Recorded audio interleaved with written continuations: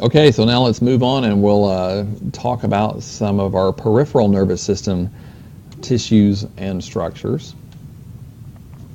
And just a quick little rehash here. We've already talked about how the central nervous system and the peripheral nervous system are networked with each other, and your PNS has a sensory incoming division and a motor outgoing division. The motor division can be divided up into the somatic branch, which controls your skeletal muscles. And then we have this autonomic branch that's involuntary, which controls smooth muscle, cardiac muscle, and glands. And it can be divided up into two divisions, sympathetic and parasympathetic. So within this peripheral nervous system, you've got different neurons with all their axons associated with them that have action potentials, nerve impulses traveling along them when appropriate.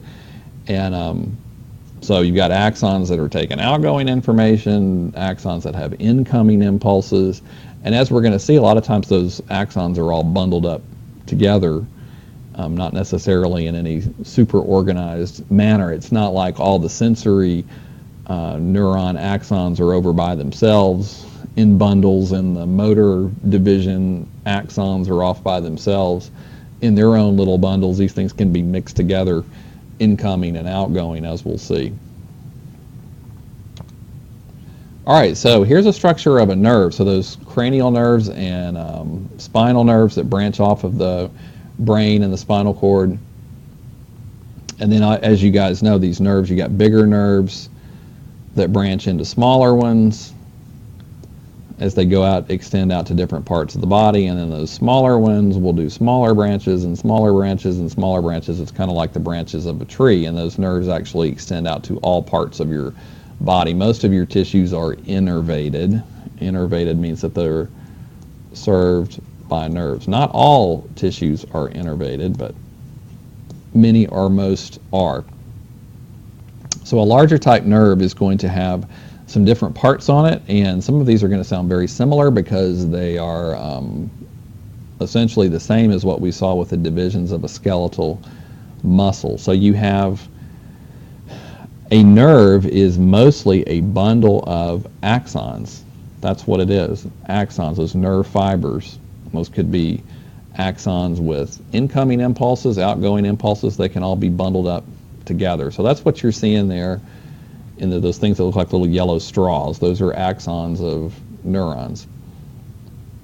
And remember, the cell bodies, maybe, a lot of times those are up around the spinal cord or near the brain. They're not sitting inside the nerves themselves.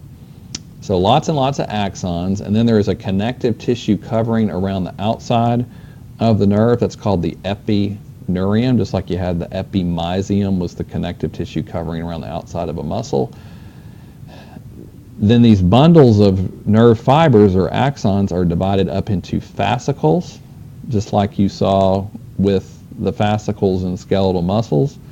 So they're bundled up into groups, and each fascicle, those are called fascicles, each fascicle has a perineurium surrounding it, so that is a connective tissue covering. And then finally, individual axons or nerve fibers have an endoneurium. That is a very thin, delicate connective tissue covering around each axon. So that helps insulate each axon from others. Myelin is helping out with that as well, but not all of your axons are myelinated. Some are myelinated and some are not.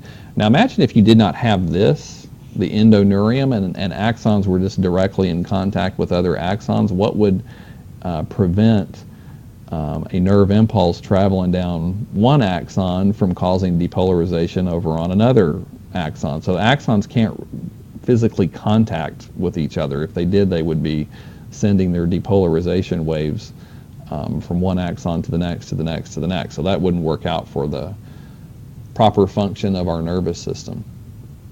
The coverings around this epineurium that you see on here, very tough coverings. So if you've ever done a dissection before, when you cut through a nerve, they have a very tough consistency.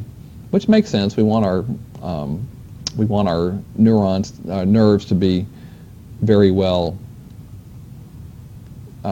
protected and insulated. So like you see here, epineurium, tough, fibrous sheath. So that's fibrous connective tissue covering it. The endoneurium, on the other hand, very delicate. Also within the nerve itself, like we see over here on the diagram, inside a nerve you're going to have blood vessels, arteries and veins that are bringing oxygen gas, glucose, good stuff, other nutrients to these axons. These axons need nourishment, and they're also generating waste, and those wastes have to be taken away by the veins. All right, how about our classification of nerves? Some of this we have heard before. So nerves, and we'll hear some of this over on the anatomy side before, can be sensory. Stylus does not want to write here. Sensory, motor, or mixed. So a sensory nerve would contain almost entirely sensory incoming afferent nerve fibers. So impulses along those fibers are all incoming. Efferent would be all outgoing impulses. So that would be a motor type nerve. Most nerves, though, are mixed. So you have bundled up within the nerve fibers of sensory and motor type neurons together. Now we'll see when we cover the cranial nerves over on the anatomy side of the unit that there are some cranial nerves which are almost predominantly all sensory fibers or all motor fibers, and then others fall into the mixed category. Most are mixed. Within a mixed nerve, you're going to have a bundle of somatic, afferent, and efferent fibers, or visceral afferent and efferent fibers. So you do tend to have different nerves, of course, that are traveling to things like the skin and your skeletal muscles versus ones that are traveling to organs that are deep inside the body. And as we've seen before, your peripheral nerves are classified as either cranial or spinal type nerves, depending on where they branch off of the spinal cord. There's another term we need to be familiar with, and this is ganglia.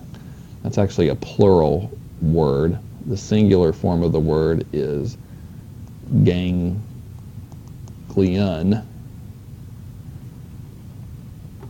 All right, so we've talked about before how in the nerves you have axons of neurons. Where are the cell bodies? So back when we studied motor neurons that control your skeletal muscles, we talked about how most of those cell bodies are sitting in the spinal cord. In other cases, they're up in the brainstem. There are, though, areas within the peripheral nervous system where you have cell bodies of neurons. Those are called ganglia. So these are going to be clusters of cell bodies located outside of the central nervous system. A singular form is ganglion, plural ganglia. All right, and so some of these are called dorsal root ganglia, and we'll be hearing more about those later. If you're already working on some of the anatomy, you've heard that already. But maybe, let me erase all this. Okay. You can kind of see right in there, there's a little swelling on the branch of the spinal nerve there where it's connecting into the spinal cord. That's called a dorsal root ganglion. And that's where your cell bodies of your sensory neurons are located. So their axons are extending outward like this to some part of the body, but the cell body itself is in that little swelling there. Then you have other ganglia that are called autonomic ganglia. These are the cell bodies of neurons that are parts of your autonomic nervous system. And so they can be afferent or efferent type neurons, but they're little clusters where their cell bodies are located. Many of them exist in chains, like you kind of see here, that run up and down, kind of more or less parallel with the spinal cord. Others are in little clusters, little ganglia that are, like in your abdominopelvic cavity. There are some of those ganglia as well. And again, those are dealing with neurons of the autonomic nervous system that are controlling smooth muscle, cardiac muscle, and glands. So we'll hear a little bit more about in a separate lecture at the end of the unit. Also within the peripheral nervous system, so of course you've got all these different types of neurons, and then you've got the Schwann cells, which we've learned about before. And again, those make myelin sheathing, and they wrap it around the axons to insulate it. And also, so this is a unipolar type neuron that's myelinated here. Here's the cell body of our unipolar neuron, a unipolar sensory type neuron. Remember, your unipolar neurons are sensory. That's their function. Unipolar is their structure. And notice around the cell body here, you've got little smaller cells that are called satellite cells, and they kind of form a wrapping around the cell body of our sensory neuron there. Those are called satellite cells, so they play supporting roles over in the peripheral nervous system. Another name for Schwann was the guy who discovered those cells. They can also be called neurolimocytes. That's another name for those, because that where the actual cell body is located near the surface can also be called the neurolima. Is another name for where those guys are located there along the axon. Here's a pretty nice little diagram from your textbook, which is showing you how a Schwann cell makes this myelin sheathing.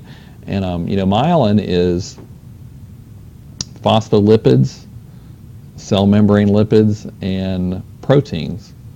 So it's basically like a big membrane sheet that it kind of rolls out and wraps around the axon. And so that's what they're showing you here. So this is the axon of a myelinated neuron, and all this, you've got several layers of this myelin sheathing in there. And then here's the actual Schwann cell itself. It's over here at the surface.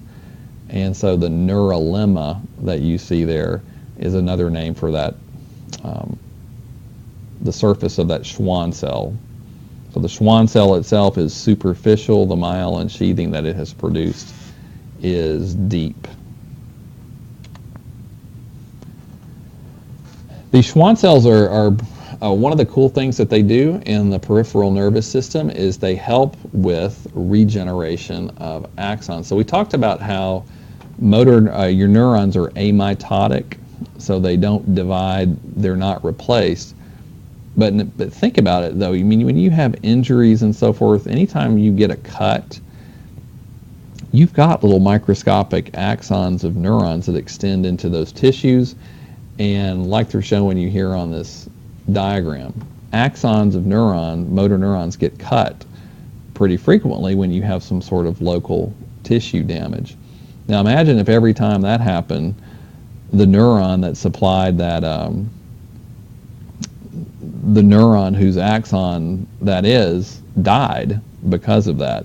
We would lose many of our neurons pretty quickly. Sensory neurons as well have these Schwann cells. Many of them are myelinated in the peripheral nervous system, so they're going to have these Schwann cells as well. One of the things the Schwann cells do is when an axon gets damaged, it gets cut or severed, the axon degenerates, it degrades, but the Schwann cells stay in place, kind of like they're showing you over here, and they provide like a highway. So as the axon gets regenerated, it regrows.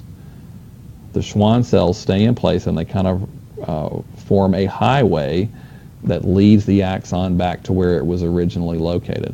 Now that's a good thing, because imagine if an axon of some motor neuron that controlled a skeletal muscle, like you're seeing over here, imagine if that got cut and those Schwann cells weren't there to guide that axon back to where it was originally located. How would the axon be able to grow back to the exact same set of muscle fibers that it controlled? Remember, a single motor neuron controls, some subset of muscle fibers within one particular muscle. So that axon needs to grow back to exactly the same muscle fibers it was controlling before. Maybe that's a neuron that controls a gland or some blood vessel. The axon needs to grow back to where it was located before in order for our nervous system and all this networking that exists to continue to function properly. All right, and that's going to actually bring us to the 5th lecture for Unit 5, which will be a little bit more about all this neuron networking that takes place within the nervous system.